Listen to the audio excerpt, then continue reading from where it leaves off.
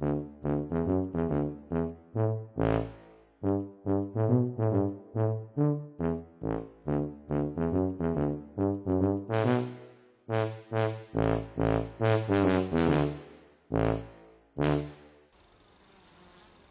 le bonjour. Alors, efficace ou pas efficace? Eh bien, on va voir ça tout de suite. En fait, on est là pour relever les langes et puis faire le deuxième traitement, vu que toutes les ruches là ont été traitées il y a 6 jours. On va regarder, j'étais passé voir il y a 48 heures après le traitement, mais j'ai fait des images qui n'étaient pas terribles, donc bon, je vous les insérerai s'il faut dans la vidéo. Là, on va regarder donc cette ruche-là, donc celle-là avait une trentaine de varrois sur le plateau par jour en chute naturelle.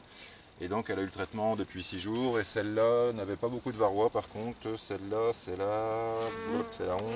Il y avait 3 varrois par jour sur celle-là, donc j'ai traité quand même. Mais enfin bon, je pense pas qu'il va y en dégringoler des masses, quoi. D'autant que c'est une ruche qui avait été malade, qu'on a transférée, qui a été avec une rupture de couvain pendant un petit bout de temps, donc elle, je ne m'attends pas à des chutes phénoménales. Alors, voyons voir.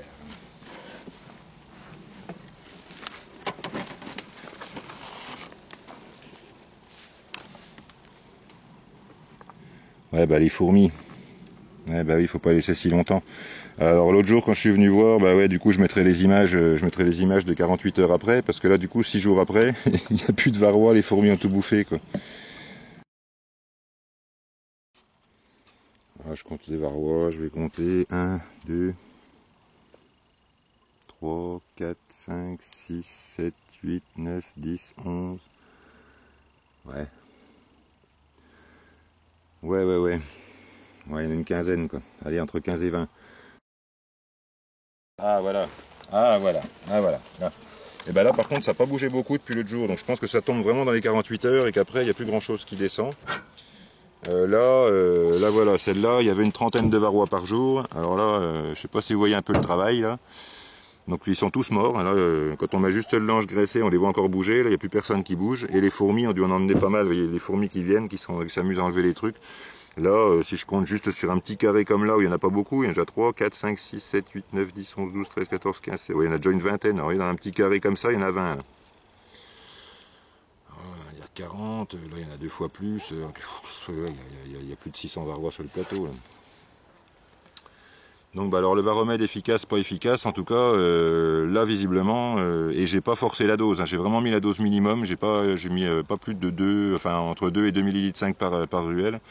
Et bah là ce que je vois c'est que ça a descendu franco, quoi, ça a dégringolé tout en masse, bram, hop, tout est par terre. Donc et ben là on va remettre le lange, on va graisser ça, on va remettre le lange, on refait le deuxième traitement directement, et puis cette fois je passerai dans 48 heures, parce que, ou même 24 heures, parce que là les fourmis elles faussent quand même pas mal les calculs, quoi. Allez, hop, un petit coup de raclette. Sur l'efficacité du varomède, il n'y a pas trop de soucis à se faire. Alors après, quel pourcentage, quel truc, tout ça, mais en tout cas, ce qu'on voit, c'est que ruches, même peu infestées, ça fait dégringoler pas mal de varrois, et quand elles sont vraiment infestées, ça en fait descendre, c'est quasiment des varrois. Ça on verra peut-être pas quand même, j'exagère un peu, mais enfin bon, ça doit quand même bien les soulager, quoi. Même si, oui, c'est vrai, il aurait fallu le faire plus tôt, quoi. Bon, bah. On fait pas toujours ce qu'on veut comme on veut quand on veut. Donc il aurait fallu, il aurait dû, mais c'est pas comme ça que ça s'est passé. Alors, maintenant on essaye de rattraper la connerie et puis voilà. Qu'est-ce qu'on peut faire de plus? Allez, pinceau, pot de crème. Hop.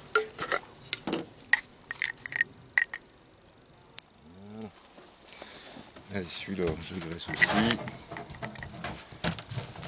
Bon ben, rien de passionnant hein, dans le fait de graisser les langes, hein, mais bon c'est quand même bien pratique. Alors même si c'est pas un comptage très précis, mais moi j'ai pas envie de secouer mes abeilles avec du sucre glace ou de les secouer avec de l'alcool et de les flinguer et tout. Enfin, ok, compter les varrois, ok.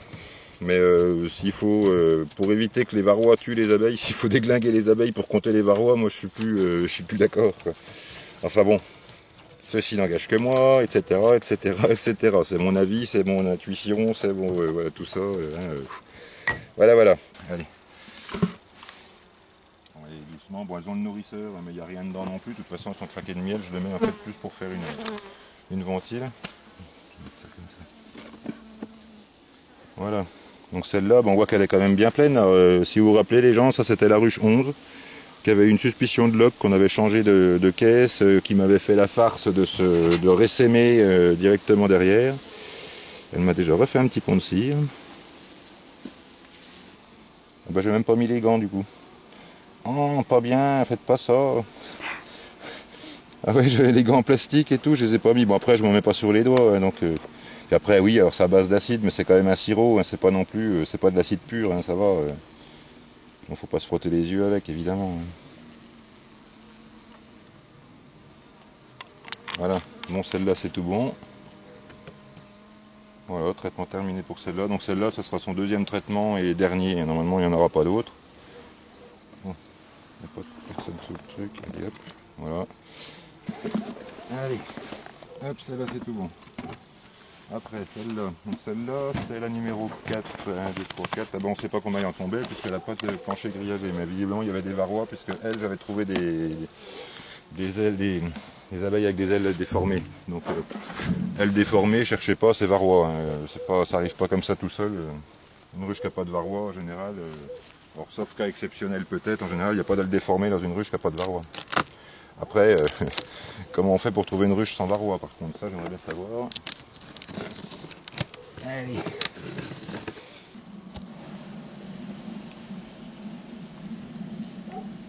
C'est pas terrible ça, hein. C'est pas d'une force exceptionnelle. Hein. Pas de mémère sur le couvre-cadre. Je sais pas trop ce qu'elle y ferait, mais bon, c'est toujours bon de vérifier. Ça serait quand même con, il suffit d'une fois. Voilà. On va rester cool. Hein.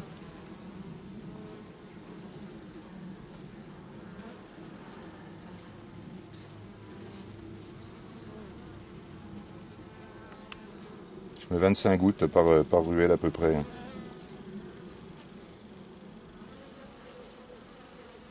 Et vous énervez pas les filles, ne me faites pas ça maintenant. Je savais que c'était pas super. J'accélère un peu parce que là elles vont s'énerver.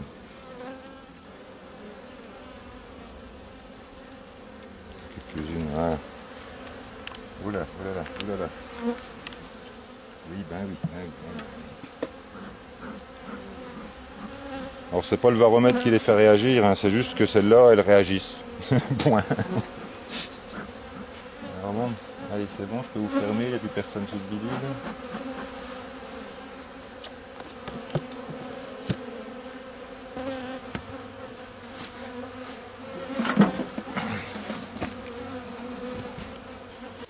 Donc celle-là, c'était une qui avait pas de plancher grillagé. Donc celle-là, c'est la numéro 1. Ouais, plus de 50 varrois par jour pour celle-là. En chute naturelle. C'est une des plus infestées. Donc on va voir si le mal n'a pas déjà été fait. J'espère qu'il y a encore des abeilles dedans et que tout va bien. Oui.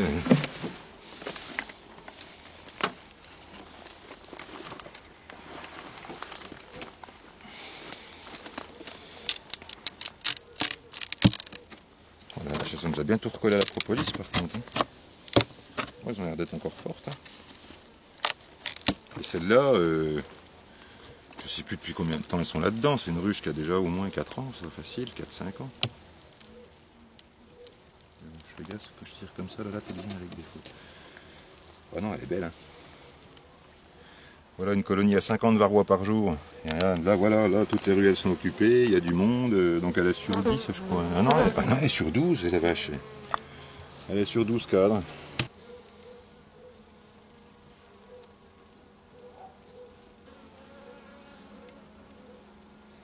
On va pas vous filmer toutes les ruches, hein, vous avez vu le principe, de toute façon, c'est pas bien compliqué, il n'y a pas besoin de sortir de Saint-Cyr, hein, mettez des gouttes, faut pas que ça leur rince le dos non plus, des gouttes les unes à peu près à côté des autres, 25 gouttes par ruelle pour une d'Adam, et puis voilà.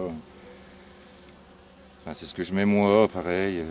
Enfin, regardez la notice, voilà, regardez sur internet, je sais plus qui m'a mis un commentaire d'ailleurs où il y avait vraiment la notice, une super notice bien détaillée, parce que la notice qui est dans le paquet, franchement, il n'y a pas grand chose d'écrit, alors c'est écrit en plusieurs langues, d'accord, mais enfin bon, déjà en français c'est pas facile à comprendre, enfin pas facile à comprendre, si ça se comprend, mais enfin bon, compter en nombre d'abeilles et tout le truc, c'est un peu bizarre. Donc pour une ruche où les ruelles sont bien occupées, 25 gouttes, et puis quand il y a beaucoup moins d'abeilles, ben on ajuste à peu près la quantité, et voilà, faut pas non plus... hein. Voilà. Bon bah écoute, je suis content, celle-là, franchement, j'avais peur qu'elle soit... qu'il y ait un souci, il y a de la réserve apparemment dedans, elles sont pas sur les côtés par contre.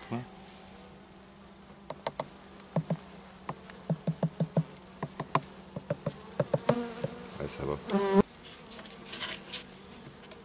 Voilà, je pense que 2 traitements consécutifs déjà, même si, alors oui, je sais, c'est pas un produit qu'on utilise normalement comme traitement principal. Mais bon, je vais pas à chaque fois répéter pourquoi les ruches n'ont pas été traitées et tout ça, ça va être un peu, hein.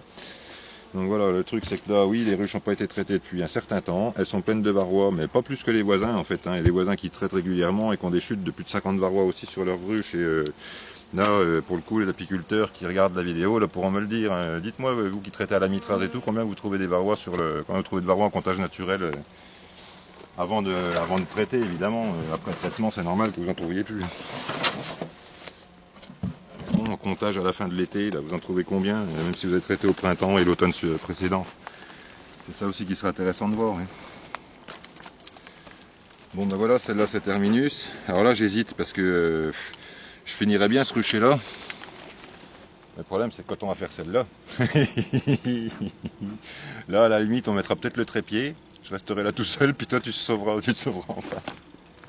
Oui, donc là avec une fiole, j'ai fait 29 traitements. Donc en moyenne hein, sur des ruches qui ont des populations pas forcément très élevées, tout ça. Enfin bon, voilà, donc une trentaine de ruches avec la fiole si elles sont pas trop peuplées. Donc là, je suis un peu en dessous de la dose d'ailleurs, apparemment. Bon, allez.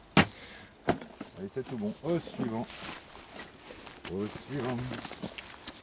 Oui, on m'a expliqué pour la Kenyane, je sais plus qui a fait une vidéo pour m'expliquer spécialement comment il faisait pour traiter la Kenyane. Alors l'idée est bonne, mais franchement, je suis venu l'autre jour. J'ai juste écarté les cadres comme ça avec le lève cadre, les barrettes, et puis j'ai mis le varomètre au milieu, un peu à l'aveuglette, et puis voilà, parce que j'avais vraiment pas le temps. Et j'avais pas de rondelles de bout de carton et tout ça, donc bon. Mais par contre, c'est vrai que la technique était bonne. Hein. Là, on est juste pris par le temps maintenant. Là, aujourd'hui, il faisait à peu près beau, donc j'essaye de faire ça pendant qu'il fait à peu près beau. Pas envie d'ouvrir les ruches quand il fait 5 degrés, moi, donc... voilà. Punaise, mais les ruches qui ont été les plus faibles. Celle-là, cette année, nous a quasi pas fait de miel. Alors celle-là, c'est une de mes plus vieilles ruches. Celle-là, elle attaque sa 9e année, là. Sans des filles. Normalement, elles sont relativement cool. Il y a des années où elles m'ont fait des quantités de miel astronomiques et même les moments où les autres abeilles étaient en famine, elles arrivent à trouver du miel. Mais par contre, là, cette année, non, ça n'a pas été terrible. Alors elles, il faudra que je vienne avec des partitions par contre, parce qu'il y a des cadres vides sur les côtés. Non, non, non, non, les filles, faites pas ça. Aïe. On va faire vite.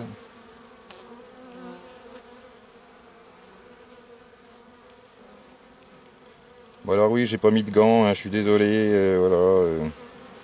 Mais bon, je me mets pas du produit sur les mains et il y en a ce qu'il faut pour se laver les mains à côté en cas de souci, mais bon, c'est pas... hein. Alors, faites pas ça non plus, mettez des gants. Hein.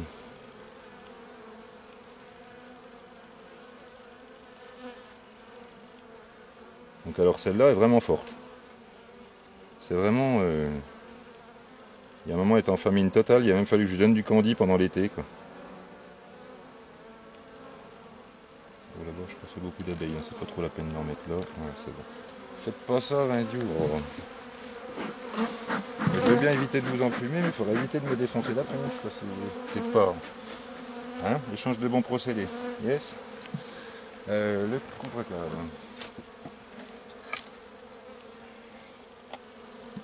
Allez, on se calme, on se détend. Voilà.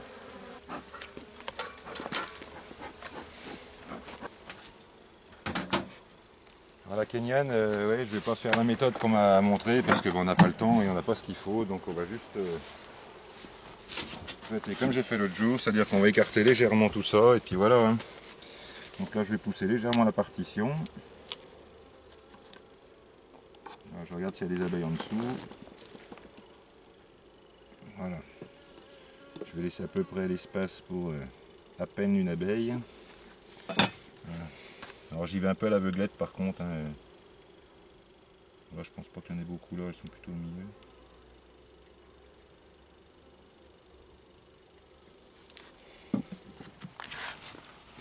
Alors là, ouais, ça se peut que je mette du traitement pour rien, qui va descendre et qui va se retrouver par terre. Mais comme le bas est complètement grillagé, de toute façon, ça va pas rester sur le sol. Au pire, hein, ça va tomber par terre et puis voilà. Hein.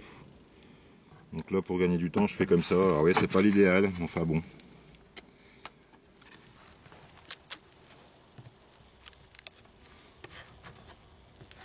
fait, voilà, en faisant comme je fais, tout ce que je risque, c'est de perdre du varomètre pour rien, quoi, parce que ça va traiter les endroits où il n'y a pas d'abeilles. Tout va se retrouver en dessous, mais bon, ça va glisser sur les bords et ça va descendre en bas. Ça va pas rester dans la ruche de toute façon, donc voilà, on n'est pas à 3 ml près non plus.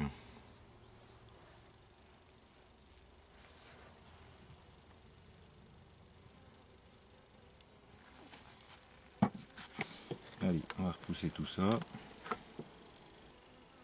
Et voilà.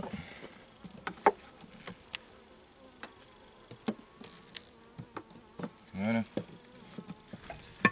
Je le centre un peu au milieu, ça fait une aération. Hop, et voilà. Bon bah traitement de la Kenyane terminé, c'est pas très bon catholique mon affaire là, mais bon c'est toujours mieux que rien. Alors elle, il faut leur tirer le lange aussi. Alors elles n'avaient pas de lange, je leur ai mis le plancher grillagé l'autre jour. Et donc là, ah bah oh là là, oh là là, oh là là, et les fourmis en ont bouffé une partie. Hein. Regarde ça, regarde ça. Il y a encore de la condensation dedans, non ça se fait pourtant c'est un plancher. Vous voyez un peu les gens là? Donc ouais là, on va pas compter, hein. On va pas les compter un par un, c'est pas la peine, là c'est des centaines aussi là. Et les fourmis ont déjà dû s'en occuper en plus, donc là vous imaginez un peu le tableau là. Donc bah là, allez hop, aussi sec, on refait le traitement et on lui refoule le lange graissé propre et puis on verra comme ça s'il y a le même bazar la prochaine fois. Normalement, le prochain comptage, on devrait trouver enfin moins de la moitié de ça quoi. Même beaucoup plus que ça, enfin on devrait trouver peut-être le 10e de ça, je sais pas. On verra. Ah, il y a de la condensation dans celle-là déjà la dernière fois, je sais pas pourquoi. Après, la population est peut-être forte aussi dedans, c'est possible. J'avais presque envie de leur rajouter une hausse avant l'hiver. Et là, on va me dire quoi? Mettre une hausse avant l'hiver? Ouais, en fait, pour les isoler du sol, en fait, pour leur mettre un étage de plus, qu'elles puissent se caler au-dessus, que ça les isole de la porte d'entrée et qu'elles aient un petit peu de volume en bas en plus, quoi. Pour éviter d'avoir le cul dans l'eau quand ça condense comme ça. Bref, allez. Moi, j'avais coupé à l'opinel. C'était pas un modèle de régularité, mais bon, on s'en fout, hein, ça marche quand même. Yep. Zoup.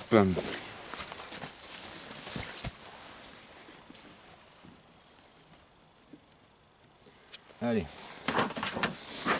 Un petit traitement.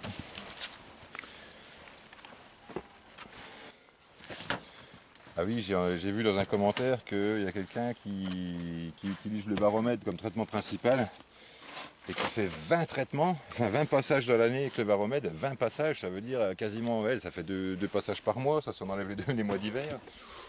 Je trouve que ça fait beaucoup, quand même. Je pense que oui, 2 passages au printemps et puis 2 ou 3 à l'automne, je pense que ça devrait être suffisant normalement. Je pense pas qu'il y ait besoin de plus que ça. Hein. Trop traité, c'est pas, enfin, même si c'est un truc bio qui n'est pas violent, ça les arrange quand même pas. Hein. Alors celle-là, pareil, hein, 9 ans, cette ruche-là. Ça fait 9 ans qu'elle est là-dedans. C'est un essaim sauvage à moitié noir là, que j'avais attrapé. Et puis bah, ça fait 9 ans qu'elle est dedans. Elle a été traitée très rarement. Et tous les ans, elle fait du miel. Et tous les ans, voilà, tous les ans, il n'y a pas de souci. Hein. C'est la plus vieille du rucher avec celle qu'on a faite tout à l'heure avec la numéro 9. La 9 et la 10, elles attaquent leur 9e année. Là, elles vont passer l'année prochaine, elles auront 10 ans.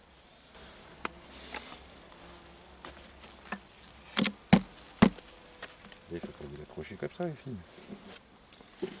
Bon, bah, elle est forte, hein, elle est bien. Hein. Alors, c'est une divisible, elle est sur 2 hausses. Là, il y a du miel. C'est bon, hein. Le poids. Ouais, c'est bon ça. Il y a du poids, mais pas non plus trop. Donc, normalement, c'est bon.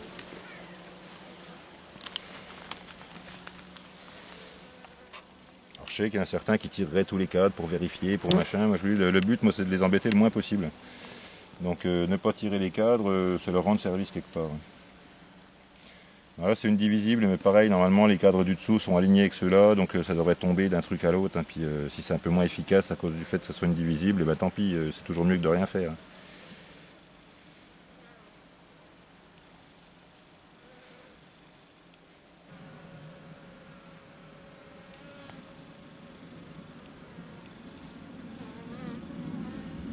Voilà. Bon ben voilà, un juif, au début c'était des purs noirs, et puis enfin purs noirs, il n'y avait pas de jaune dedans, puis au fil des machins, ce que je vous disais le jour dans la vidéo, c'est que bah ouais, il y a des bucks pas loin, donc ben mes abeilles s'accouplent avec les buckfast d'à côté et donnent des abeilles du coup qui sont pas forcément résistantes au varroa. Elles peuvent l'être, mais pas forcément. Quoi. En tout cas, toutes les souches qui elles sont résistantes au varroa, dès que vous les croisez avec autre chose, eh ben, elles perdent cette résistance au moins en partie. Quoi. En tout cas, il y a 50% de chance pour qu'elles les aient plus. Et c'est dommage. Donc je parlerai de tout ça aussi, mais tranquillement devant un café, hein, en vous expliquant tout point par point. Voilà. Allez. Si ça vous dit, hein, ça vous dit pas, vous mettez un commentaire. Non, non, je veux plus t'entendre. On en a marre de t'entendre, tais-toi. Tu parles trop, tu parles trop. Tu n'écoutes personne ne t'écoute. Allez, c'est tout bon pour celle-là. Et on passe à la 12. Alors pareil, je mets un petit coup en bas, histoire d'occuper les abeilles. Je leur mets un petit coup de panique.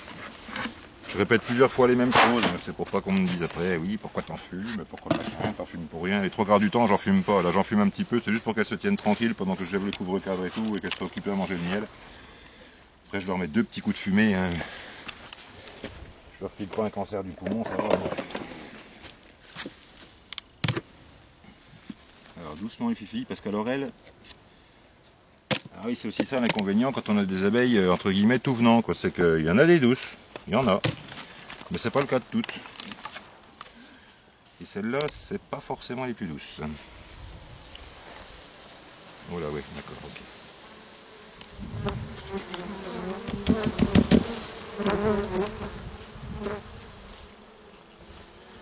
On va mettre ça comme ça, si vous voulez y aller. Oh là là, oh là là. Non, non, vous arrêtez votre délire tout de suite. Arrêtez ça tout de suite. Bon, ça sent la piqûre, là, hein.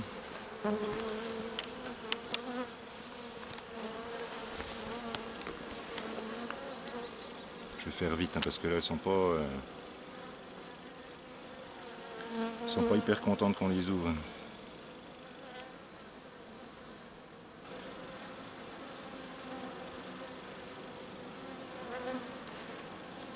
On a 3, 4, c'est bon. Allez, ça suffit, là. Chaud, les filles, là, hein. Je vais pas trop laisser ma gueule au-dessus, hein, parce que... Ma figure, pardon. Il va y avoir des enfants qui regardent pour que je dise moins de gros mots. Bordel. Oups. Les filles, est-ce que vous voudriez arrêter de m'attaquer, s'il vous plaît, et puis rentrer tranquillement dans la ruche, que je puisse vous refermer, ce serait... Hein? Allez, dans la série des bonnes idées, on va faire comme ça. Voilà. Et voilà. Allez. Alors, on va aller voir les deux autres, et puis c'est bon. Hein. Donc celle-là avait très peu de varroa, c'était une de celles qu'on avait le moins. Il tombait, j'avais mis moins de 10 varrois la première fois et j'avais regardé au bout de 72 heures, il y avait un varroa. Alors pareil, les fourmis doivent s'en occuper, donc faut pas trop non plus prendre ça au sérieux, mais enfin bon. En attendant, on a mis le traitement, donc là il y a 6 jours exactement. Et voilà, donc il tombait 2 ou 3 varrois grand maximum par jour, et là au bout de 5 jours, là il y en a plein. Donc pour une ruche qui avait quasi pas de varroa, vous voyez, il tombait quasiment rien sur le plateau. Là, il y en a, parce que je vais estimer ça comme ça, peut-être 200 sur le plateau, quoi. Pour une ruche qui était censée ne pas en avoir de trop. Donc voilà, mais c'est normal, hein, c'est à ça qu'on voit que le traitement est efficace. Hein. Bon. Allez, ben, hop.